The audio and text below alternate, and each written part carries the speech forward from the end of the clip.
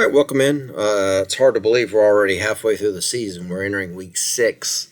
And so if you factor in, I think there's 11 weeks in the high school season. We're more than halfway home after this Friday. It's hard to believe. It goes quick, doesn't it? So we'll look at some plays from week 5. We had a pretty good week.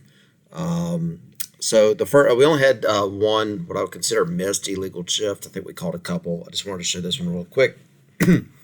This remains a point of emphasis for us. So the running back's in motion, and while the running back is in motion, this wide receiver starts to step back on the near side and starts to step back. It's illegal. I mean, I know it's ticky-tack, but it's a point of emphasis for us, and these teams need to run this stuff legally. Plays need to start legally. So this wide receiver at the bottom of the screen that moves around while the back is in motion, this is an illegal shift. The short wing on the near side is the only one that's going to be able to pick this up because nobody else is going to be able to see the wide receiver down here moving. So short wing on the near side is going to have to pick this up. So wish we'd have got that illegal shift. Okay, play 29. So it's an interesting play here. And we talked about it on the field as a crew. And then there was a question about whether we should have targeting. And I was like, man, I don't really know. It's pretty rare to have targeting on the runner. Because the runner is not defenseless. So incidental helmet-to-helmet contact, I hate it when people use the term helmet-to-helmet, and I just used it. Incidental contact between the helmets, or when coaches start using that's helmet-to-helmet. Doesn't matter. There's no rule that says two helmets can't collide. That happens in football. As long as the runner is not defenseless. However, and I'll slow it down here, live, it's kind of hard to tell, but you can see, even at live speed, watch the defender's head. He lowers it and explodes forward with his head down. And that's what we want to get out of the game. So I'll slow it down now. And in slow motion, you can see he lowers his head, and this contact is with the crown of the helmet. Does the runner lower his head too? Yes. But this lowering and leading with the crown of the helmet is something we want to get out of the game. So, high school rule uses the term spearing for something like this. I think targeting is kind of the new vogue term that everybody's using. But it's the lowering and the initiating contact and thrusting forward with the crown that we've got to get out of the game. Now, he attempts to wrap up, to be clear. He's trying to wrap up at the end of this, but the contact is initiated. The initial contact is clearly forceful, and it's clearly leading with the crown of the helmet. And again, I'll slow it down here. The major thing that reason we want to get this out of the game is if you look at it right here, that is a lot of compression on that young man's neck. The defender's at a huge safety risk here. So yes, while he does try to kind of throw his arms out and wrap up here at the end, the initial forceful contact is with the crown of the helmet. And we've got to get the crown of the helmet out of the game. So you could see that the telltale sign here on the field is going to be that lower and explode forward using the crown. That's what we want to get out of the game. So we actually would have supported an illegal helmet contact, spearing, targeting type foul on this play here because, again, he does lower and explode forward using the crown of his helmet. Play 113. Keep an eye on the middle linebacker right here in front of the umpire. I'll put a circle on it for you guys. This is an interesting one. So if you keep an eye on this player right here, right there, he claps. Okay. And so I'll run it back. You see right there, he's clapping. That is a foul. The defensive team is not allowed to snap. Primary on this is the umpire, but sometimes the umpire just can't see it because you're looking through their back, right? Maybe you're going to hear it. Short wings, you can help on this. If the defense claps and you can see it, because again, a lot of times the umpire is going to be blocked out. If the short wings see it, you see that clapping motion right there, you can go ahead and call this. The referee actually spotted this. Sometimes the referee is going to have a great look at it because you're looking at it from the front, right? But clapping by the defense is not allowed. It's simulating a cadence. It's the same thing as saying hike nowadays. Teams don't say hike or hut. They clap now. And so clapping is an offensive cadence, and so the defensive team's not going to be allowed to clap. And so wanted to show that the defensive team is not allowed to clap, and if they do, it's just disconcerting on the defense. Why do we punch receivers back? Because it's a way of communicating, right? If you look at this formation, They've got, right now, the short wing on the near side is not punching back. So we've got this receiver in the backfield, this receiver in the backfield, and this receiver in the backfield. If you're not punching this receiver back, well, then the tight end is covered up. And that's important because right now we're saying as a crew, if we're not punching back, we're saying this kid is on the line of scrimmage and he's covering the tight end up. And that's important because we get a play here. The tight end clearly goes downfield and the ball clearly crosses the line of scrimmage. So this should have been flagged for an ineligible downfield. This is why it's important that we signal effectively. Now, if you wanted to, at the snap, say this kid was off the line of scrimmage, that would have made it legal, but we don't do that here. So if we're not punching here and this kid is on the line of scrimmage, the tight end's covered up, and the line of scrimmage is the 43. He's at the 47 when the pass is thrown. This is an ineligible downfield that we should have picked up. So that's why punching receivers back is important. Play 101. So this was a crew of 7, so let's talk about key responsibilities. This is a double-double set. This is the second half of the game. So it's a double-double set in a 7-person crew. In a double-double set, the back judge is responsible for the slot receiver on the line judge side. And since this is the second half, the line judge is on the near side, so the back judge is going to be responsible for this slot receiver. And I'll send this play in motion, and you can see he runs his route, and the linebacker just clearly shoves him down. Okay? At the point of contact, and I'll try to freeze it, right at the point of contact, right here, you can see the quarterback is looking at that receiver's direction. That is probably his intended direction. As soon as he recognizes that his receiver is being pushed to the ground, now he's still looking in that direction. To be clear, if I run it back, at this point, the quarterback's still looking in this direction. But now his receiver has been taken to the ground, and now the quarterback has to tuck and scramble and try to make something happen that doesn't happen, right? We've got to recognize this. This is not legal. A defensive back, when a receiver is running a route, he's not run blocking. When a receiver is running a route, the DBs are not allowed to contact them in such a way that it forces them off their route. This is a foul. It's illegal contact. It's the same signal as holding under a high school game, but it's 10 yards from the previous spot.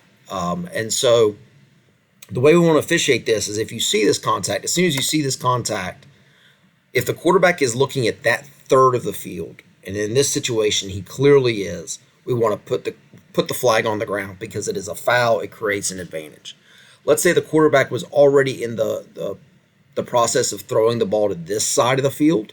Well, then it's not a foul because it had no impact on the play. Or let's say the quarterback was looking in this direction, continued to look in this direction, and threw the ball over here. We would probably say no foul there. But in this situation, the quarterback is clearly looking at this third of the field. And if the quarterback is looking at that third of the field, or if you're in doubt, it's a foul. Because you are not allowed to just shove a receiver down while he's running his route. If the receiver's coming out here like it might be a run play, like he's run blocking, that's different. But this is 100% a pass. Everybody knows it's a pass. He's not allowed to just throw the receiver to the ground here. So we miss an illegal contact foul against this defender, and this would have been the back judge's responsibility. Deep judge, you're not completely off the hook. The deep wing on the near side, because think about it like this. There's 10 yards of cushion. The DB immediately drops back. There's no coverage here. As soon as you recognize that there is nothing to look at here, get your eyes into the comparative matchup. And this is clearly the comparative matchup. So either the deep wing on the near side or the back judge on the in the middle of the field. We just got to get a flag down for this. Play 94. Good example of when we could have used crossfield mechanics. Okay, so we get a pass here to the near side. The short wings are holding the line of scrimmage. It's 2nd and 5. And we get a pass right here. And as soon as he catches the ball, I'll freeze it right here. He's at the 49-yard line, and he immediately gets hit and driven back. This is an incredibly tough play for the short wing on the near side to get this spot correct because the angle that you have is not good. And so we end up putting this ball at the 48. We miss it by a yard. I don't really care about the yard. I care about our mechanics can be a little bit sharper here. I want you guys to, whenever you're watching college football on Saturday or NFL, especially NFL games on Sunday, short wings at the NFL level are so good at this. This spot actually belongs to the short wing on the far side. because he's got a much better angle at determining where this receiver was when he gets hit and driven back. This short wing has a terrible angle at it. This short wing is looking across the field and has a good angle at it. And if you'll watch NFL short wings all the time on a play like this, as soon as the play is over, what you'll see is this short wing immediately runs on the far side, immediately runs up to the 49 and holds the 49. And the short wing here will just stand back. And then after the play, he'll literally, the short wing on the near side, literally just go to where your short wing partner is, right? Because it's incredibly difficult to get this play right from a marking standpoint because of our positioning. So it's a great opportunity for crossfield spots. I really encourage you guys to watch the NFL short wings. They are so incredibly good at this. There's a reason they're the best in the world. I know it feels awkward, but this is a great example of when we want the short wing on the opposite side to get the downfield spot. Play 59, umpires. I'm going to bang on us and bang on us and bang on us. We have got to call more encroachments on a kickoff. Okay, this is an onside kick. They clearly go onside. Onside kicks have to be 100% legal. Not if in doubt, they need to be 100% legal. And when this ball is kicked, this kicking team player is across the line. This is an encroachment foul. We've got to call this stuff. If they go short, they get strict scrutiny on kickoffs. You can see they're clearly trying to kick the ball so that this kid goes down and recovers it. And he's offside, and we need to call this stuff. If they kick it deep, if they do this same play and he's where he's at right here, if they kick this ball deep, we can let this go. I'm absolutely in support. But they don't. They go onside, and they go short. If they go short or they go onside, they get 100% strict scrutiny on the kickoffs. We've got to call it more encroachments on kickoffs. The second thing about this play, if you'll notice the ball bounces, it bounces, it bounces, it bounces, and then it goes out of bounds. This is actually a foul for a kickoff out of bounds untouched by R. The receiving team never touched this ball. Whether it touched the kicking team player or not, I don't believe it does. Whether it touches the kicking team player or not is inconsequential. Either way, it's still a free kick out of bounds untouched by the receiving team because the receiving team never touched it. So the ball goes out of bounds here at about we'll say the 47-yard line. And then, unfortunately, we gave the receiving team the ball at the 47. What they should actually get is they should get the 47, plus they should get 5 yards for a free kick out of bounds. So we should have given the receiving team the ball here at the plus 48-yard line. Instead, we gave it to them at the minus 47. So we just got to recognize this, that it is a free kick out of bounds untouched by R. And then we've got to recognize that the kicking team's option is, one of their options is always going to be add a 5 to the out of bounds spot, and that's clearly what they're going to want to do here.